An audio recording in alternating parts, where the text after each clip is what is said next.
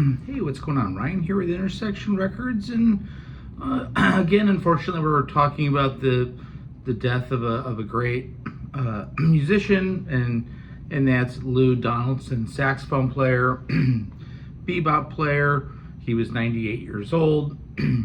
Yesterday I did a video about Roy Haynes passing away, and at the end of my video, I said guys like Lou Donaldson are some of the only guys left. Along with Charles Lloyd, some other people from the golden age of bebop. And well, it turns out that Lou Donaldson died on Saturday, November 9th, and I did not know that. He was born on November 1st, 1926 in Baden, North Carolina.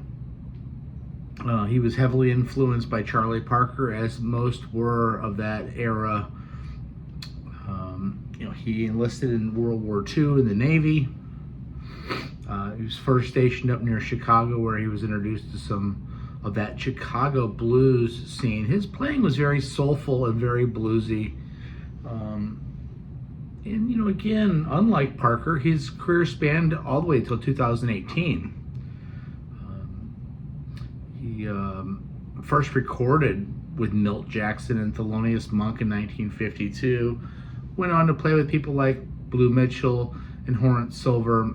He recorded with Clifford Brown prior to Clifford Brown's untimely death, along with Philly Joe Jones. He was a member of Art Blakey's quintet, not the Jazz Messengers. This was prior to the Jazz Messengers, along with Clifford Brown and Horace Silver. He started working with Lonnie Smith, B3 Hammond player, in the 60s.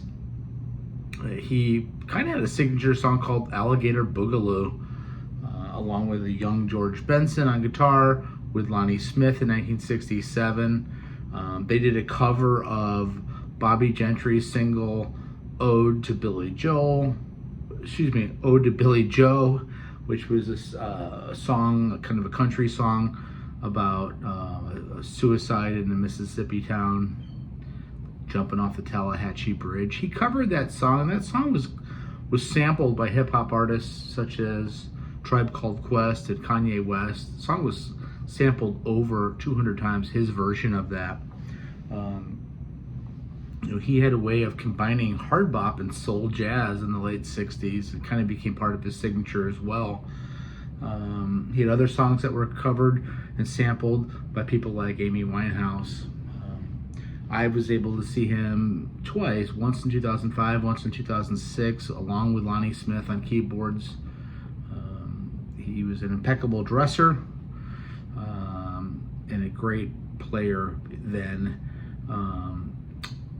even later in his career in the early 2000s. He will be missed, unfortunately. Again, these folks are a dying breed. They bridge a gap between people that knew Charlie Parker and people that can't say that they did, and people like Thelonious Monk and Milt Jackson, some of my favorite artists of all time. Check out my channel. We do shows every day. Rest in peace, Lou Donaldson.